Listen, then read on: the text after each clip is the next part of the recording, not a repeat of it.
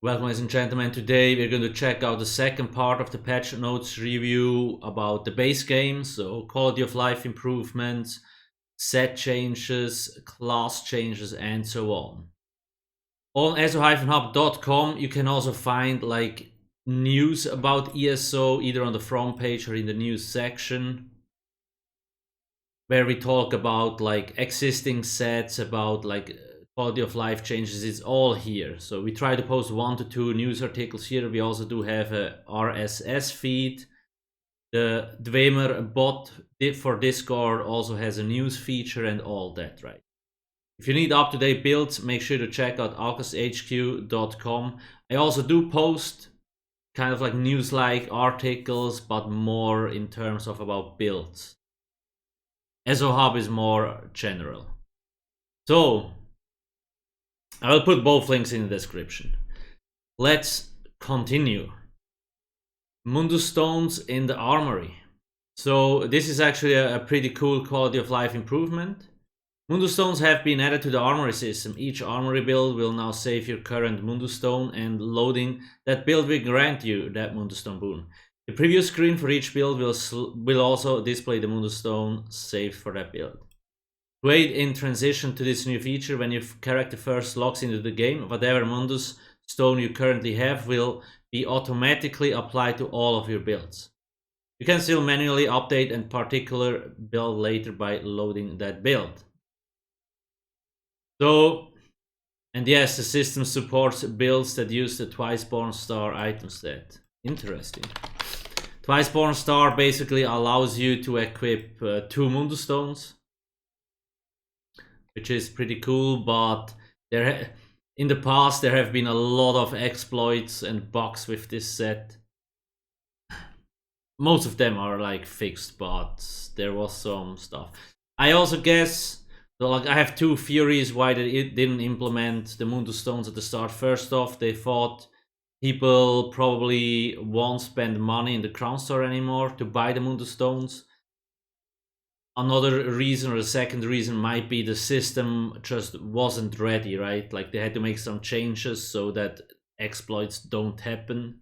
We will see. I'm sure somebody will manage to break things again. It's always with stuff like that. Mundu stones seem to be very tricky if it comes to like characters. But yeah, this is a good addition overall. I like it. Then they also added AMD Fidelity FX. Sure. They actually added a lot of graphics enhancing stuff over the last year, which is good. Quick slot wheel updates.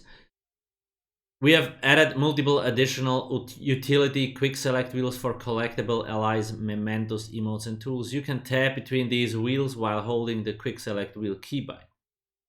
Allies, mementos, emotes, and tools can be slotted to their corresponding wheels directly from their respective collections menu. You can now assign any emote to the existing quick select wheel. That is cool. The existing emote wheel, when utilizing gamepad mode, can now be used through the quick select wheel keybind. I actually didn't think this would be a big deal, but I'm already using it on the test server, and it makes things a lot easier. Like you can slot so much stuff. This is definitely a great addition as well. Choose title screen music. Yeah. I mean, sure, whatever. New accessibility mode. We have added a new pre-game screen which appears prior to the login screen that offers the option to select accessibility mode. When choosing this mode, you will automatically be swapped to use the gamepad UI, but the keybinds will be adjusted for whatever input is being used. If you decide you don't want to use this, you can disable in the options menu. You can disable it in the options menu. Sure. You are now also able to move around all pre-game UI screens and elements using only digital inputs, such as keyboard or D-pad key presses. So yeah, these quality of life changes or updates, especially the Mundu Stone and the Quick Wheel, very good, very good. And no matter what, actually, like over the last year, Souls has implemented a lot of great stuff. Cool. If only they could fix the server issues. That's the only thing holding the game back. Yeah, here template, whatever, it is what it is. UI, dungeons, sure. Let's get to the class stuff.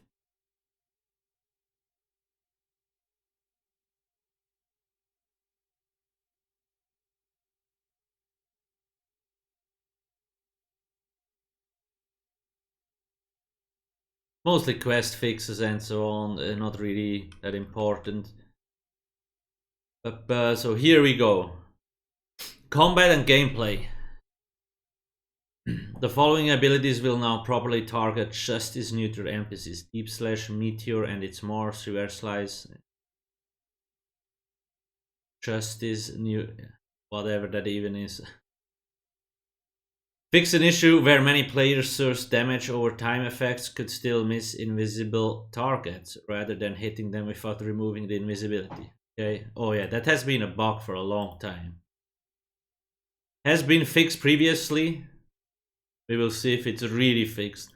Fix an issue where abilities that bounce to multiple targets could cause health sinks in some cases. Weird. All returned damage from player-sourced attacks such as spiked armor and cutting defense can now be blocked and dodged. Cool. Fixed an issue where numerous abilities were not obeying line of sight. Oh, that's a lot. Wow. Oh.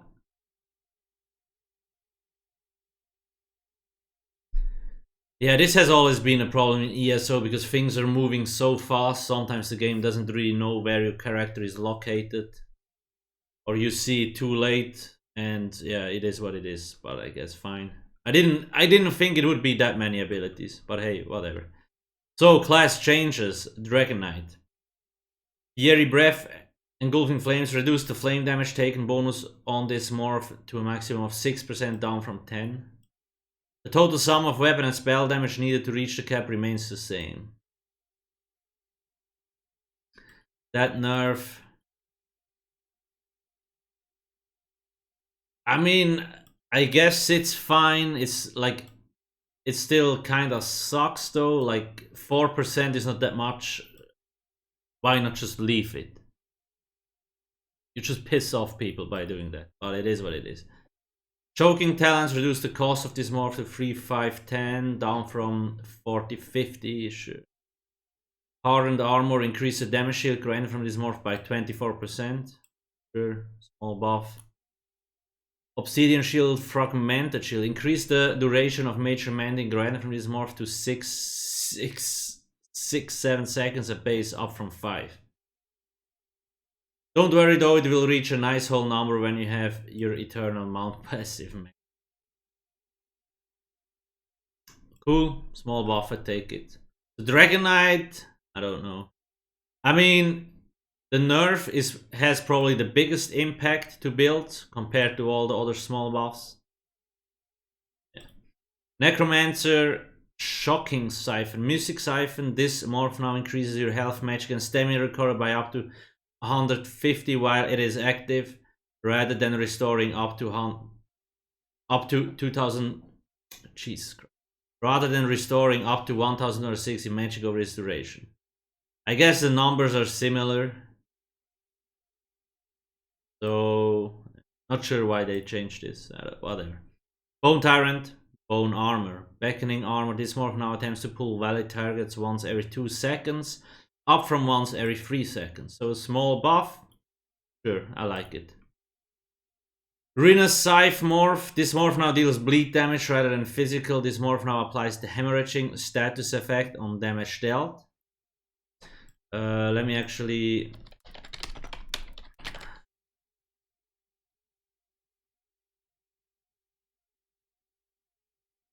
Yeah. Targets bleed over 4 seconds and applies minor mangle for the duration, reducing their max health. Okay. This morph now sets all enemies off balance on hit rather than every third cast. That's a pretty fat buff actually. Hexproof. Reduce the cost of this morph to 1670, down from... I'll change. The morph tooltip now properly states it reduces in cost as the ability ranks up. Sure. Mortal Coil, this morph now increases your health, magic, and stamina recovery by up to 150 while it's active, rather than restoring up to 1260 stamina. So I guess now you get health, magicka, and stamina recovery instead of only magicka here. And with this one, you get health, magicka, and stamina recovery instead of only stamina. Sure. Also, not like, I guess the Arena Scythe has like got the biggest changes out of all, and I do like the beckoning armor change. Nightblade, piercing mark, fix an issue where the heal from this morph was lower than at the base. Sure. Increase the duration of the effect to 60 seconds, up from 30. Wow. Okay. Sure. Piercing mark. That's a huge fat buff.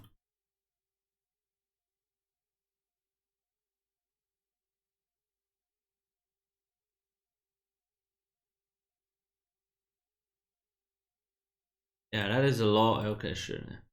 Ambush. Increase the duration of Empower granted from this morph to 10 seconds, up from 3. This morph now also grants minor Berserk for its duration. Okay. That is a huge buff. For this, I mean, not a lot of people use this, but if it actually, like, I feel like they want us to add this into the rotation, because 10 seconds, the rotations are usually around 10 seconds, and it also gives minor Berserk now. That actually sounds juicy. Path of Darkness, refreshing puff, morph. This morph now also grants minor endurance and intellect for 4 seconds. Okay. Sure. Surprise attack. Fix an issue where this morph had no upgrades as it ranked up. It will now deal 1.1% more damage. Okay. Drain power. Increase the duration of major brutality and sorcery granted from this ability and its morphs to 30 seconds, up from 20. To make up for the fact that you require a target to gain these effects. Yeah, okay. Power extraction morph. This morph now also grants the caster minor courage for 30 seconds upon dealing damage. But isn't that spell damage buff? We do have a list here. Yeah. Nightblade got a lot of juicy stuff. Soul Shred, yeah, fixes. So, I mean, again, not a lot of people use this unless you want it for AoE, but I actually like the change. And Ambush also actually strong. This obviously too, double the duration, so not bad. Sorcerers, Crystal Fragment morph. This morph now activates off any non-ultimate active ability cast rather than only magic casting abilities. Reduce the proc chance to 33 down from 35. Okay, whatever, dude. Crystal Weapon. This morph now causes your next 2 light or heavy attacks to deal bonus damage, up from 1. There is a small cooldown on this to avoid the ability to instantly proc both, though. Okay. Yeah, that is a buff. And this obviously too. Summon charged Eternal. This morph's area of effect damage now always applies the concuss status. Sure. Concussion is, where is it? Basically applies minor vulnerability, which is like 5% damage increase. Lightning form, boundless storm morph, fix an issue, visuals effect were not in sync, sure. Endless fury morph, reduce the cost of this morph to 2160 down from 2430. To help reinforce the idea that you are able to endlessly cast it. Yeah, that's actually, like, it looks like a smaller change, but yeah, that will make it a lot easier to spam it.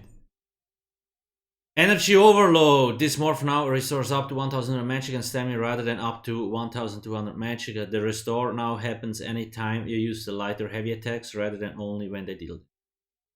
I mean, that's also a huge buff, because previously it gave you 1200 resources, now it gives you 2400. Sure, it's not like just magicka, it's magicka and stamina, like 1200 magic and 1200 stamina, but still, that's a lot of resources. So yeah. Like this stuff here is pretty big fat buff actually. Then we do have Templar. Blazing Shield increased the radius of this morph to 8 meters. That is good. I always found 6 to be too small. Could even go 10, I guess, but hey, take it. Backlash increased the cost of this ability and the Purifying Light morph to 2160, up from 2000. Power of the Light reduced the cost of this morph to 1337, down from 1700. Sure. Living Dark, this morph's heal no longer scales with stats and instead heals for a base of 200 health when it triggers. We are taking away some of the insane values of healing that this ability can have and stacking high stats, and instead taking the safer route with a flat value. Okay. Dark Flare reduced the cost. Sure. Yeah, I haven't seen anyone use this skill in 2-3 years. Practiced Incantation. This morph now allows you to move at a reduced rate while channeling. This is actually cool. It is this skill here. Probably not a lot of people have used it. It always kind of sucked that you could not move while casting it, or like while using the ultimate. So it's actually cool that you can move even if only.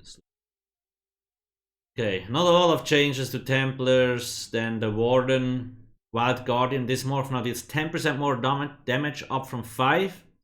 To ensure it deals similar damage to Eternal Guardian when you take the Piercing Magic passive.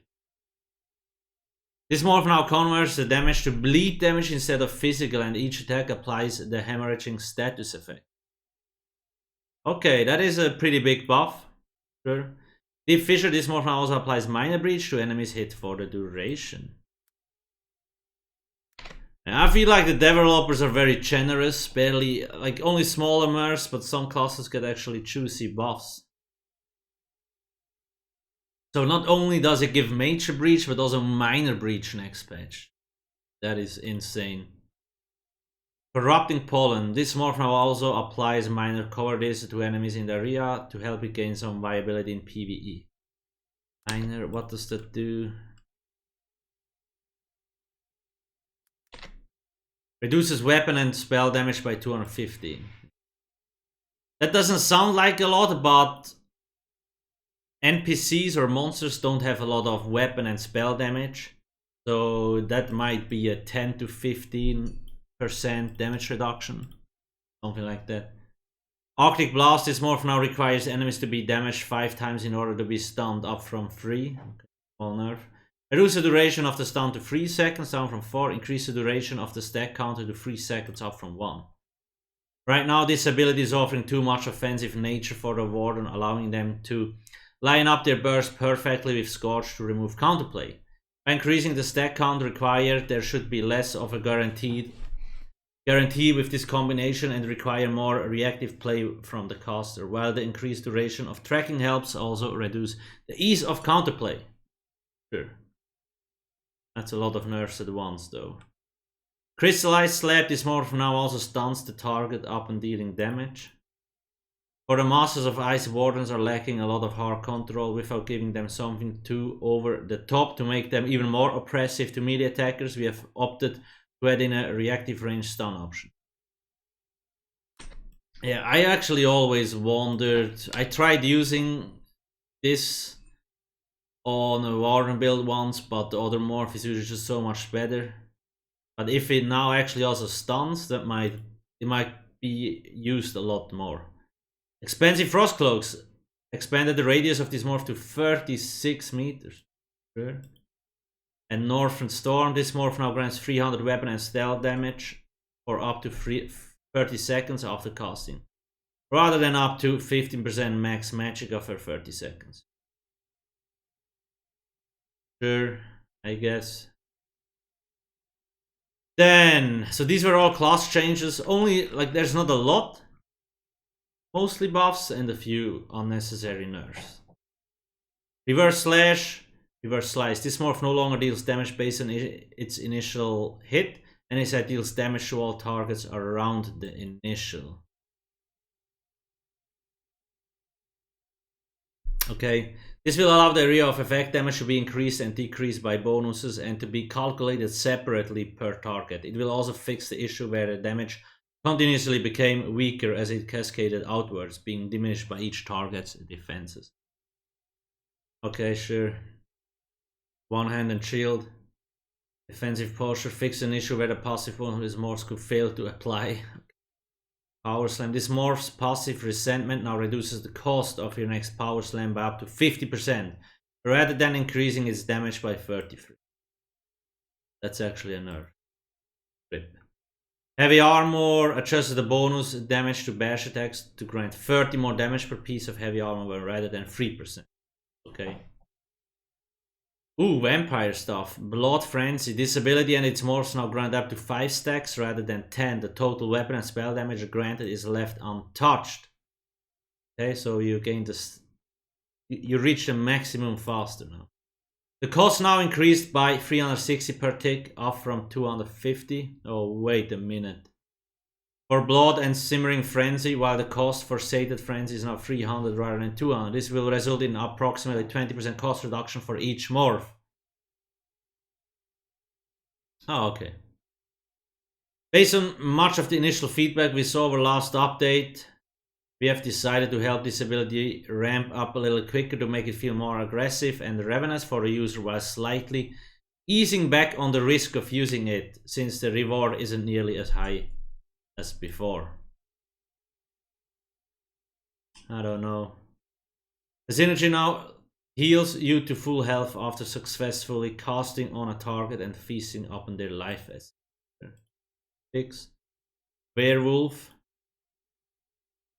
Here scenes Fortitude. This morph now grants minor endurance and fortitude for 20 seconds after casting, rather than a unique amount of health and stamina recovery based on the healing cost for 6 seconds. Sure. Hircin's Rage. This morph now also reduces the ability cost to 5,000, down from 3,700.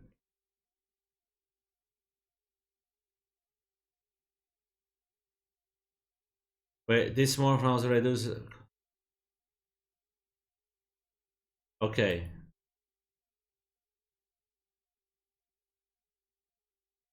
I'm not. This should be turned around, no? Increase the duration of the major berserk and damage taken to 10 seconds. Okay, cool. Fighter skill, silver bolt, silver shards. It's just a fix, sure. Major skill, more fixes. Oh, champion point system. They actually nerfed quite a lot of that stuff. Added the following stars to the extended My Constellation. Exploiter. Increase your damage done against off-balance enemies by 2% per stage. Yeah, up to 10%. Force of Nature increases your offensive penetration by 900 for each status effect your target has. So basically these things here, if there's fire, lightning, frost, disease, poison, physical, magic, bleed, if that stuff is all on target, that's a lot of extra penetration, but obviously it's really hard to control when that stuff applies. Rebalance the number and progression for a number of nodes, so yeah. The following nodes now grant 3% to their listed bonus per stage, with 2 stages at 25 points per stage, rather than 2% with 5 stages. So you can only gain 6% extra damage from these instead of 10. I don't know, it will piss off everyone, and the change, like the percentage change, is so minimal, you barely won't even, like, it won't really have a big effect on the high DPS that we currently have. Backstab, this node now grants 2% critical damage per stage, down from 3. Yeah. There's basically, they cut a lot of the damage perks. Currently, many of the slotted stars that don't require much engagement are significantly stronger than many of their more unique counterparts. Rather than introducing an arms race and injecting power creep to the system, We have targeted the outliers to draw back some of their impact to make them more in line with where we expect, while giving a tiny bump to some other stars. Sure. More stuff. I think there's also some set changes. Let's see. Draugr-kin's grid. This set now increases all of your damage done by 330 and reduces your healing taken by 10% rather than causing your direct damage attacks to cause enemies to take 670 more damage.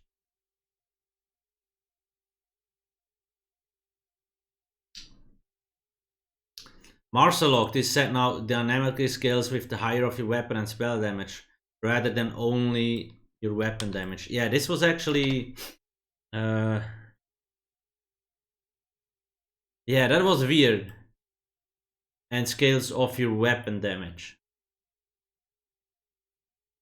When we did the champion points for the sets and stuff, I actually noticed that. I thought they probably just forgot about it. The damage from this set now increases by 10% per negative effect, up from 2%, but has a cap of 300%. Okay. So you reach it faster, but there's a cap. Tremor scale. Increase the duration of this set's effect by 15 seconds, up from 8. Increase the cooldown to 10. Increase the damage done by 4. This set now reduces the armor of the enemy by 8% of the higher of your physical spell resistance, rather than reducing it by a flat 2,395. Sure. I can't really remember anyone using this recently.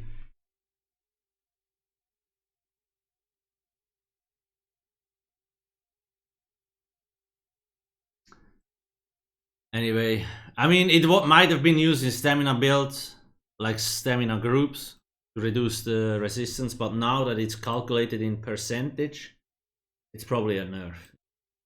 It is. Flat values are often better. Because percentages, it depends whether they're calculated at the start or at the end, after everything got deducted, and usually it's that. Yeah. Son! This set now applies a tether to the target that damages all enemies touching it rather than a beam that only hits one target. Okay. Reduces the base damage by 52%. Increase the duration of the set to 10 seconds, up from 6. Increase the cooldown to 20 seconds, up from 18. This set now has a guaranteed chance to apply burning. Okay, cool. This set now requires a critical light or heavy attack rather than just a light attack. Note that the proc chance remains the same. Oh, whatever, dude. Like most of these set changes, like we have, how many sets do we have? 566 sets, sorry. And we use like, I don't know, 20 to 40 of them. Like, cool that you try to rebalance, but most of this stuff won't be used anyway. Why waste development time on that stuff? Harpooner. Reduce the duration of the stack granted from this set to 10 seconds, down from a minute. Wow. Reduce the critical chance granted per stack to 110, down from 125. You're toning down the duration of this set to reinforce the need to stay in the fight and help this set become slightly more contextual than it is now, as it's overshadowing a lot of other mythic items. Oh really? In power and use by a significant margin. I mean, they just could have gone down to like 20, maybe 30 seconds, but 10? It's like, yo, we gotta sell the new mythics, so we're nerving the shit out of the old ones. That's how I read this, basically.